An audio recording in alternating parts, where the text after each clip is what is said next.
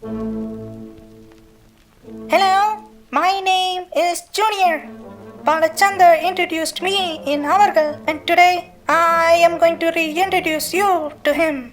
The story of K. Balachander's foray into cinema is just as timeless as his films and his characters.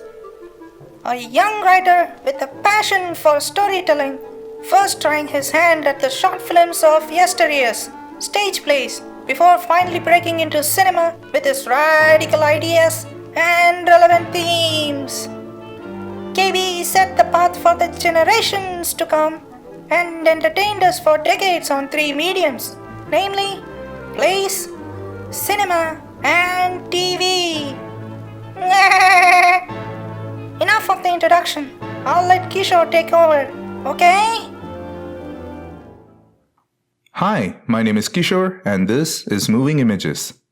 Much has been said about the legendary filmmaker K. Balachander, so today I'm going to try and talk about something different. Let's look at the characters in KB's films, specifically three main characters that keep recurring in many of his stories.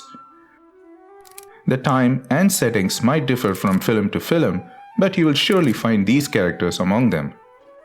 This will be a three-part video series with one video for each decade in KB's filmography. The series will show how, as these three main characters recurred over and over in his films, they changed and evolved, giving them character arcs that span decades. Let's start off with the most famous one.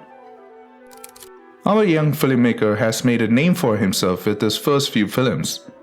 These were either comedies or adaptations from his stage plays and were all well received. However, it was in the 70s that KB perfected a style of his own. This was the start of his exploration of more radical stories that questioned both mainstream cinema themes and even the society at large. His films now needed something more than the A-lister heroes. KB did a 180 and chose to make women as the leads in his stories. These strong female leads became a mainstay in KB's films and even the character that defined his films. These were your Lalita from Arangetram, Kavita from Avaloru Thodarkadai, and my favorite, Anu from Ivargal. The persevering female was often the lead in his films. Her defining trait is how strong she is despite her circumstances. Sometimes it is a tragic past, other times it is her family. But KB was a revolutionary in showing how she tackled these hardships. His heroines had jobs and were even the main breadwinners of the family. They never settled to sit at home and bemoan over their lives. Like Joseph Campbell's The Hero with 1,000 Faces, they jump into action at the face of adversity. But despite being strong and at times seemingly cold because of their tragic pasts, these women also show a sensitive side. KB displays this trait by making them a fan or rasika to the art or an art form. His blogging for these scenes shows the calmness that washes over his troubled heroines, as they forget their hardships and themselves too while admiring the art. But even with all their strength and perseverance, the female leads are almost always denied a happy ending. These made the films a tragedy. However, it doesn't show their defeat either. True to their persevering spirit, the women keep going on, facing life head on.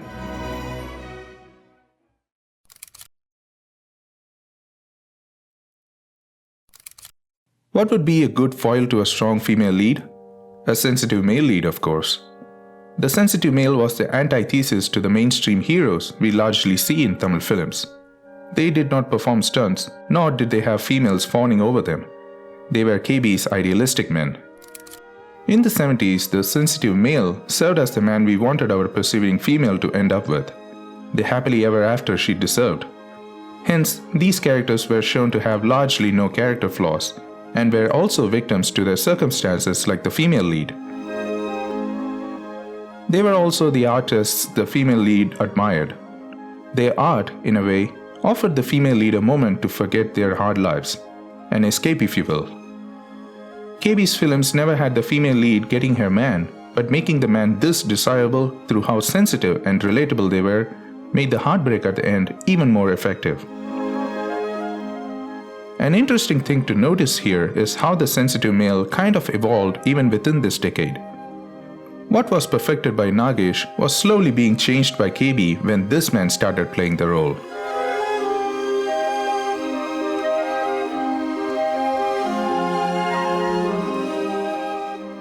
The sensitive male went on from being just sensitive to showing more and more flaws in his characters.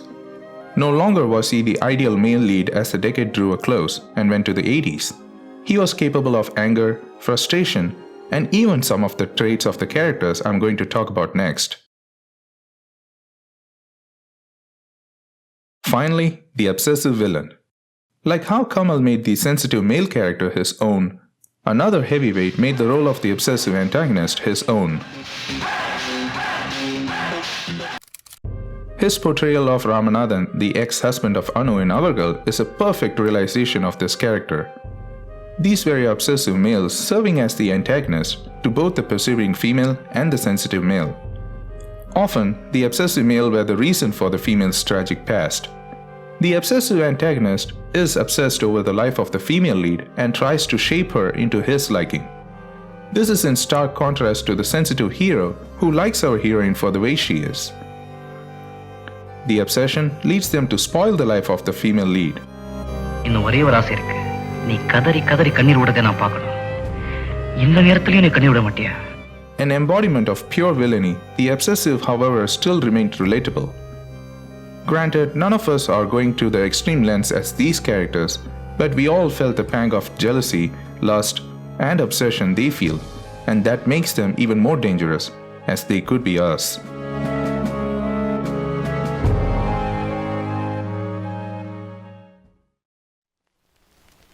Balachander introduced the three main characters in the 70s and experimented with them in the 80s. His three main characters saw some changes as the decade progressed. Important questions were asked.